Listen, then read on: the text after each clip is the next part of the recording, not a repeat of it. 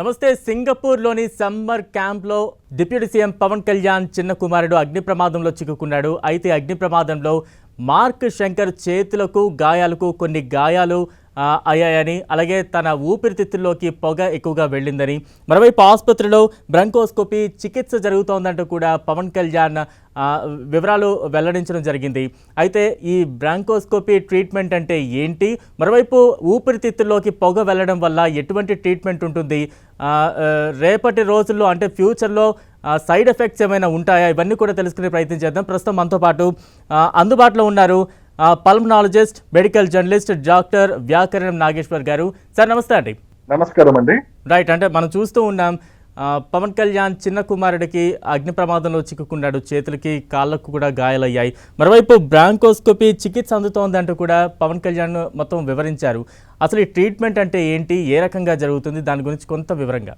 ఇక్కడ అగ్ని ప్రమాదంలో చిక్కుకోవడం, వార్త వినడం, ఇది చాలా ఎవరైనా సరే బాధాకరమైన విషయం, దురదృష్టకరం. అయితే ఇక్కడ వైద్యపరమైన కారణాలు గనక మనం చూస్తున్నట్టయితే ఏం జరుగుతుంది అంటే, ఒక్కసారి స్మోక్ కనుక ఊపిరితిత్తుల్లో వెళ్ళినట్టయితే ఆ స్మోక్ తో పాటు కేవలం పొగనే కాకుండా సూట్ అని అంటాం, SOOT.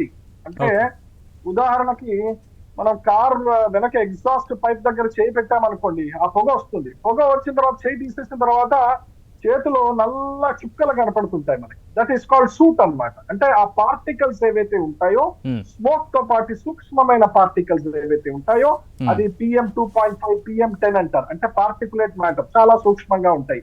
అవి ఊపిరితిత్తుల లోపలికి వెళ్ళిపోయే ప్రమాదం ఉంటుంది. ఇది అతి భయంకరమైన టాక్సిక్ మెటీరియల్ అంటాం. అంటే ఒక్కసారి అగ్ని ప్రమాదం జరిగిన తర్వాత ఆ అగ్ని ప్రమాదంలో ఎటువంటి వస్తువులు తగలబడ్డాయి, సపోజ్ ప్లాస్టిక్ కుర్చీలు తగలబడ్డాయి అనుకోండి, ప్లాస్టిక్ బర్న్ అయింది అనుకోండి, ప్లాస్టిక్ నుంచి వచ్చే స్మోక్ ఏదైతే ఉంటుందో హైలీ టాక్సిక్ స్మోక్, దాంతో పాటు మైక్రో ప్లాస్టిక్స్ ఏవైతే ఉంటాయో అవన్నీ కూడా ఊపిరితిత్తుల్లో పోయే ప్రమాదం ఉంటుంది. ఒక్కసారి కనుక ఆ స్మోక్ తో పాటు ఈ సూక్ష్మమైన పదార్థాలు ఊపిరితిత్తుల్లో పోతే నెంబర్ 1 హైపాక్సియా వస్తుంది. అంటే ఆక్సిజన్ ఎక్స్చేంజ్ ఊపిరితిత్తుల్లో ఏదైతే జరగాలో అది సక్రమంగా జరగకపోగా ఈ యొక్క లేయర్ లాగా లోపల ఊపిరితిత్తుల మొసగొట్టాల్లో ఈ పొగ కమ్మేయడం వల్ల ఆక్సిజన్ ట్రాన్స్ఫర్ అనేది అంతరాయంగా ఉంటుంది. ఎప్పుడైతే ఆక్సిజన్ ట్రాన్స్ఫర్ అంతరాయంగా ఉంటుందో శ్వాస ప్రక్రియ అంటే హెపాక్సియా అంటాం. ఆక్సిజన్ లెవెల్ ఎంతైతే మానవుడికి అవసరమో అది క్రమేణా డౌన్ అవ్వడం మొదలు పెడుతుంది. ఎప్పుడైతే ఆక్సిజన్ లెవెల్స్ డౌన్ అయిపోతాయో వెంటనే హైపాక్సిక్ చేంజెస్ అంటే బేహోష్ అయిపోవడం, కొద్దిగా మైకం రావడం, ఇవన్నీ జరుగుతుంటాయి. ఇవన్నీ ఎందుకు జరుగుతాయి?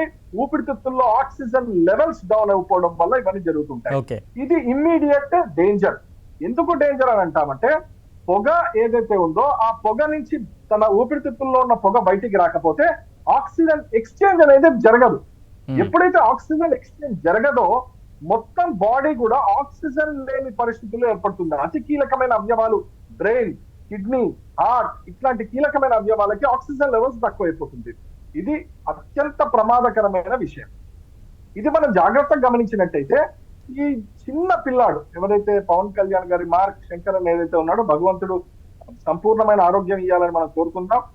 ఇక్కడ మెడికల్ గా గనక మనం మాట్లాడితే అతనికి రెస్పిరేటరీ డిస్ట్రెస్ వచ్చింది అన్నట్టు కొన్ని మీడియా కథనాలు సింగపూర్ లో వచ్చినాయి.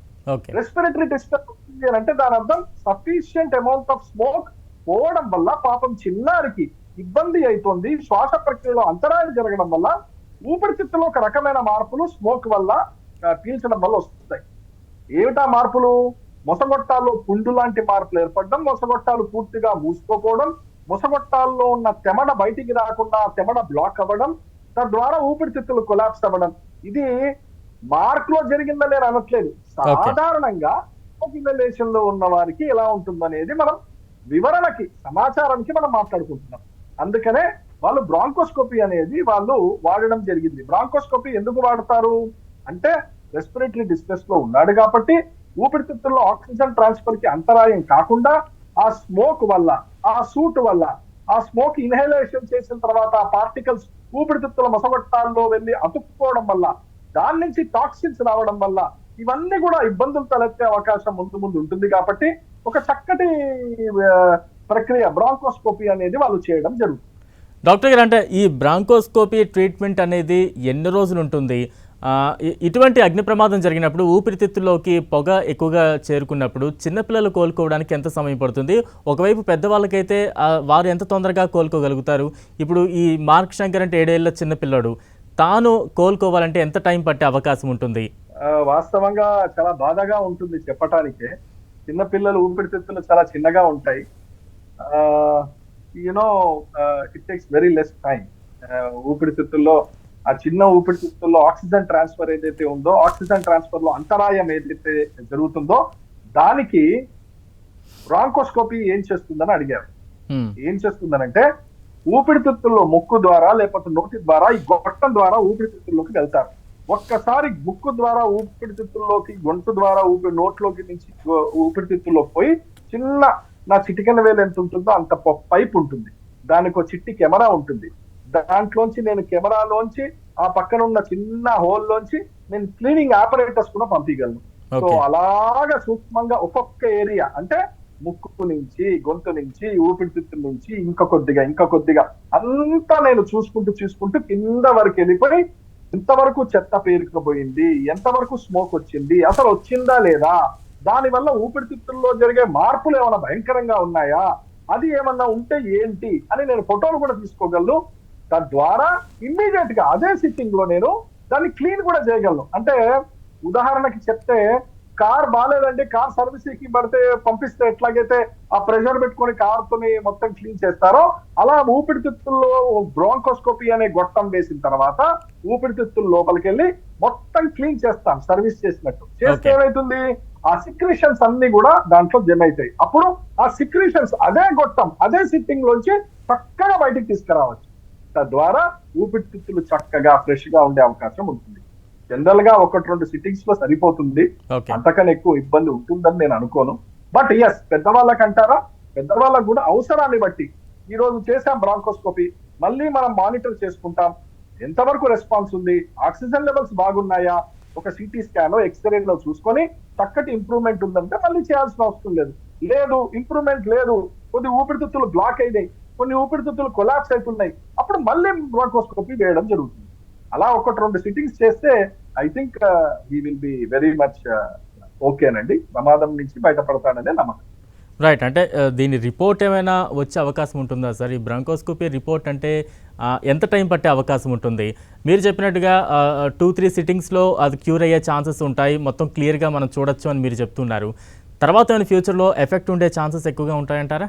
యా, ఇప్పుడు మీరు దీని రిపోర్ట్స్ వచ్చే అవకాశం ఉంటాయని అడిగారు. జనరల్ గా ఒక పల్మనాలజిస్ట్ గా మేము చేస్తూ ఉంటాం బ్రాంకోస్కోపీస్. బ్రాంకోస్కోపీ చేసేటప్పుడే ఇంతకుముందు నేను చెప్పినట్టు ఆ గొట్టం ముక్కులోంచో నోట్లోంచో ఊపిరితిత్తుల గొంతు నుంచి లోపల పోయి 2 ఊపిరితిత్తుల గొట్టాల ద్వారా లోపలికి వెళ్తున్నప్పుడు ప్రతి ఏరియా నేను క్యాప్చర్ చేయగలను, ప్రతి ఏరియా నేను ఫోటో తీయగలను. ఎప్పుడు ఇమ్మీడియట్ గా, ఇప్పుడు నేను మీతో మాట్లాడుతున్నా, ఇది నేను ఫోటో తీయాలంటే ఎట్లాగైతే తీయగలను, అలాగే సేమ్ టు సేమ్ ఊపిరితిత్తుల లోపల పోయిన తర్వాత దానికి ఒక చిట్టి కెమెరా ఉంటుందని చెప్పాను. దాని ద్వారా మొత్తం స్క్రీన్ లో నేను చూస్తుంటాను. ఆ స్క్రీన్ షాట్స్ ఏవైతే ఉన్నాయో ఒక్కొక్కటిగా ఫోటో తీయగలను. ఈ ఫోటో తీసింది దాన్ని అనలైజ్ చేసుకుంటాం. 2 రోజుల క్రితం మనకి ఎలా ఉండే ఊపిరితిత్తు, మనం ట్రీట్మెంట్ ఇచ్చిన తర్వాత, క్లీన్ చేసిన తర్వాత 3 రోజుల తర్వాత పరిస్థితి ఎలా ఉంది, అది 2 కంపేర్ చేసుకునే అవకాశం ఉంటుంది. కాబట్టి bronchoscopy is a very safe procedure, very good procedure, life saving procedure. Doctor గారు, అంటే ఎటువంటి తీవ్రత ఉంటే ఈ ట్రీట్మెంట్ చేయాల్సి ఉంటుందంటారు? యా, అది చాలా ఇంపార్టెంట్ క్వశ్చన్ మీరు అడిగినారు. బ్రాంకోస్కోపీ చేయాలి అన్నారు అని అంటే జనరల్ గా మేము వచ్చిన ప్రతి పేషెంట్ కి బ్రాంకోస్కోపీ చేయం.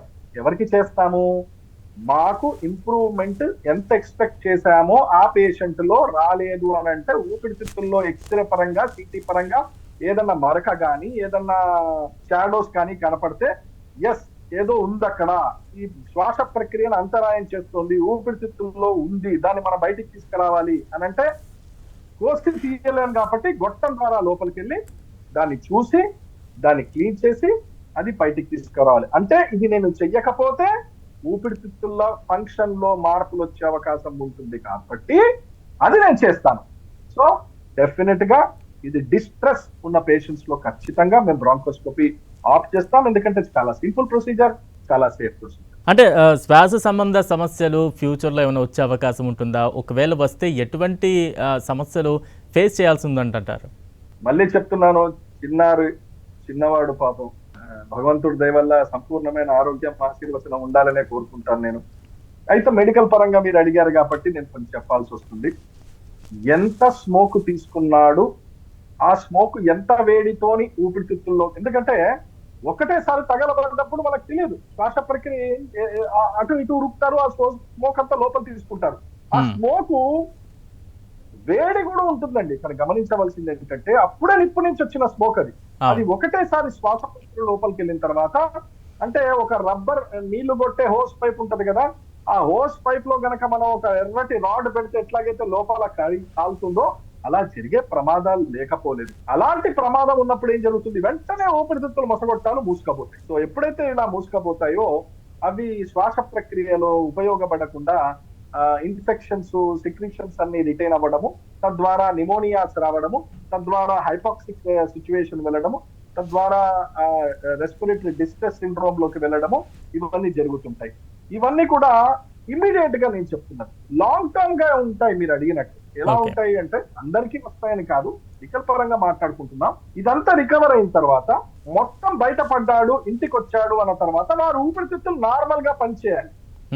అంటే నార్మల్ గా ఏంటండి, ఇప్పుడు నేను మాట్లాడుతున్నాను, శ్వాస ప్రక్రియ నార్మల్ గా ఉంటేనే నేను మీ మాట వినగలుగుతున్నాను, సమాధానం చెప్పగలుగుతున్నాను. వీటన్నిటికీ ఏది మూలము?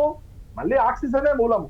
ఈ ఆక్సిజన్ ప్రక్రియ ఊపిరితిత్తుల్లో పోయి, ఊపిరితిత్తుల్లో రక్తంలో కలిసి, రక్తం నుంచి మెదడుకు పోయి, మెదడు పనిచేసి మీరు చెప్పింది అర్థం చేసుకోండి. అంటే ఇంత సైకిల్ ఇమ్మీడియట్ గా with in fraction of the second బాడీలో జరుగుతుంటుంది. కాబట్టి లాంగ్ టర్మ్ గా ఊపిరితిత్తుల్లో ఏమైనా మార్పులు వచ్చాయా, ఈ స్మోక్ వలన, ఆ సూట్ వలన, ఆ వేడి వలన, ఆ డ్యామేజెస్ ఏమైనా వచ్చాయా, అది కూడా ఒక ప్రమాదం లేకపోలేదు. అది మనం చెకప్ చేస్తాం. అందరు పేషెంట్స్ కి మేము స్మోక్ ఎక్స్పోజ్ అయిన అందరు పేషెంట్స్ కి మనం లాంగ్ టర్మ్ గా చూసుకుంటాం. దేవుడి దేవాలు ఉంటుందని మాత్రం నేను అనుకోను. Let us wait for a good result. Right. అంటే డాక్టర్ గారు, ఒకవేళ అగ్ని ప్రమాదం సమయంలో ప్లాస్టిక్ ఎక్కువగా కాలి ఆ పొగ కానీ ఊపిరితిత్తులోకి వెళితే ఎటువంటి ట్రీట్మెంట్ ఉంటుంది, కోలుకోవడానికి ఎంత టైం పడుతుంది? ఒకవేళ ప్లాస్టిక్ కాకుండా అక్కడ ఏమైనా వుడ్ ఎక్కువగా కాలడం వల్ల ఆ పొగ కానీ తాను ఎక్కువగా తీసుకోవడం వల్ల ఉంటే ఆ ట్రీట్మెంట్ ఎలా ఉంటుంది? తాను ఎంతవరకు ఎర్లీగా క్యూర్ అవ్వగలుగుతాడంటారు? ఇది చాలా డేంజరస్ కండిషన్. మీరు అడిగిన ప్రశ్న. వెంటనే ఆక్సిజన్ లెవెల్స్ పడిపోతున్నాయి కాబట్టి ఎమర్జెన్సీలో తీసుకున్న తర్వాత ఆక్సిజన్ పెడతారు. ఆక్సిజన్ పెట్టినా మనం ఇంత ముందు మాట్లాడినట్టు ఊపిరితిత్తుల కండిషన్ ఎలా ఉంది దాన్ని బట్టి మీకు ఆక్సిజన్ పెట్టినా ఊపిరితిత్తుల్లో పోతుందా లేదా అనేది డిసైడ్ అవుతుంది. సో ఇమ్మీడియట్ గా ఆక్సిజన్ పెట్టడం అనేది అది కరెక్ట్ పని, వాళ్ళు చేసింది కూడా కరెక్టే. అయితే ఈ ఆక్సిజన్ పెట్టిన తర్వాత ఒకవేళ గనక ప్లాస్టిక్ స్మోక్ కనుక తీసుకున్నాడు, ప్లాస్టిక్ టేబుల్ అనండి, కుర్చీలు అనండి, కాలిన స్మోక్, అది చాలా డేంజర్, టూ డేంజర్. బికాస్ ఆ పాలిథిలిన్ అంతా కూడా లోపలికి వెళ్ళడము, తద్వారా టాక్సిక్ గా మారడము, ఇవన్నీ అబ్సల్యూట్లీ డేంజరస్. ఎందుకంటే సర్క్యులేషన్ లోకి వెళ్ళిపోతుంది, బ్లడ్ లోకి వెళ్తుంది. దాని ద్వారా మళ్ళీ చిన్న చిన్న కాంప్లికేషన్స్ రావడము, అంటే బ్లడ్ లో టాక్సిమిక్ చేంజెస్ రావడం, ఇవన్నీ జరుగుతుంటాయి. అదే వుడ్ అనుకోండి మీరు అన్నట్టు, దానికి వచ్చే కాంప్లికేషన్స్ అంటే ఏ రకమైన వుడ్, అది టీక్ వుడ్డా, రోజ్ వుడ్డా, ఏం వుడ్? అందుకనే అగరబత్తీలు పెట్టంగానే అందరికి ఆహా చక్కగా ఉందని అనరు. అగరబత్తి పెట్టంగానే కొంతమంది ఉక్కిరి బిక్కిరి అవుతుందండి, దగ్గు వచ్చేస్తుందండి అంటారు. ఎందుకు? Type of the wood. ఆ అగరబత్తి ఏ మెటీరియల్ తో తయారు చేయబడుతుందో, ఆ పుల్ల దేని వల్ల తయారు చేయబడుతుందో, అది కాలినప్పుడు సింపుల్ స్ట్రైట్ గా అలాగే ఉంటుంది. స్మోక్ ఎక్స్పోజ్ అయినప్పుడు ఫైర్ యాక్సిడెంట్స్ లో సో ద ఎలర్జిక్ చేంజెస్ రావడము, శ్వాస ప్రక్రియ అంతరాయం రావడం, ఇవన్నీ మనం మానిటర్ చేసుకుంటాం. ఒక్కసారి అయిపోయింది బాగున్నాడని కాకుండా పీరియాడిక్ గా నెలకొకసారో 2 నెలలకు ఒకసారో మనం స్క్రీన్ చేస్తాం. అంటే డాక్టర్ గారు, ఇప్పుడు మార్క్ శంకర్ కోలుకున్న తర్వాత ఫ్యూచర్లో సీజనల్గా ఏమైనా కొంచెం ఇబ్బందులు ఉండే అవకాశం ఉంటుందా? అంటే ఒకవేళ రైనీ సీజన్లో కావచ్చు, వింటర్ సీజన్లో కావచ్చు, ఏమైనా ఇబ్బందులు ఎదురయ్యే అవకాశం ఉంటుందంటారా? నాకు తెలిసి తను కోలుకుంటాడని గట్టి నమ్మకము, విశ్వాసం ఉందండి. కానీ కోలుకున్న తర్వాత ప్రాబ్లమ్స్ అంత ఉండకపోదు. ఎందుకంటే మనం రెస్పిరేటరీ థెరపిస్ట్ కి మనం అప్పచెప్తాం, లంగ్ ఎక్సర్సైజెస్ చేయిస్తాం, రెస్పిరేటరీ ఎక్సర్సైజెస్ చేయిస్తాం. చక్కగా లంగ్స్ మళ్ళీ పువ్వుల్లాగా విచ్చుకోవటానికి మనం మెడికల్ ట్రీట్మెంట్ ప్రోటోకాల్ లో ఉంటుంది. కాబట్టి నాకు తెలిసి ఆ ప్రాబ్లం ఉంటుందని నేను అనుకోను. హీ విల్ రికవర్ అనే నేను. రైట్. అంటే డాక్టర్ గారు, ఫైనల్ గా అంటే సింగపూర్ లాంటి దేశంలో బెస్ట్ ట్రీట్మెంట్ అందుతూ ఉంటుంది హాస్పిటల్స్లో. మార్క్ శంకర్ కోలుకోవడానికి ఎంత టైం పట్టే అవకాశం ఉందంటారు? నేను సింగపూర్ మీడియా వాళ్ళ కథనాలు కూడా చదివాను. అక్కడ డాక్టర్స్ కామెంట్స్ కూడా విన్నాను, మీడియాలో వచ్చినవి. అలాంటి పరిస్థితుల్లో ఆ, నాకు తెలిసినంత వరకు జనరల్ గా నెల 2 నెలల్లో ఐ థింక్ ఈ షుడ్ బి ఓకే. ఒకవేళ గనక నేను చదివిన కథనాలే కరెక్ట్ అనుకుంటే ఆ, చక్కటి ట్రీట్మెంట్ అందుతుందనే నమ్మకము, విశ్వాసం నాకుంది. కాబట్టి ఐ డోంట్ థింక్ 2 నెలల్లో ఐ థింక్ ఈ should be okay to my knowledge. Right. Thank you doctor గారు, మీ విలువైన సమయాన్ని మాకు కేటాయించారు. నిజంగా డిప్యూటీ సీఎం పవన్ కళ్యాణ్ చిన్న కుమారుడు మార్క్ శంకర్కు ఏదైతే అందుతుందో ట్రీట్మెంట్, అది ఎటువంటి ప్రొసీజర్ కొనసాగుతుంది, ఎటువంటి జాగ్రత్తలు తీసుకోవాలి, ఇవన్నీ కూడా ప్రజలందరికీ కూడా అర్థమయ్యేలా వివరించారు. ఖచ్చితంగా డాక్టర్ గారు చెప్తున్నట్లుగా సింగపూర్ లాంటి దేశంలో హాస్పిటల్స్లో మంచి బెస్ట్ ట్రీట్మెంట్ ఉంటుంది. ఖచ్చితంగా 1 or 2 monthsలో తాను కోలుకుంటాడు, ఆరోగ్యంగా బయటకు వస్తాడంటూ డాక్టర్ చెప్తూ ఉన్నారు. అలాగే ప్రతి ఒక్కరూ అదే కోరుకుంటున్నారు. 10 TV కూడా అదే ఖచ్చితంగా కోరుకుంటుంది. అందరి ప్రేయర్స్ ఖచ్చితంగా ఫలించాలి, తాను ఎంతో ఆరోగ్యంగా బయటకు రావాలని పదే పదే కోరుకుంటూ ఇది వాళ్ళ special discussion. Stay tune to 10 TV.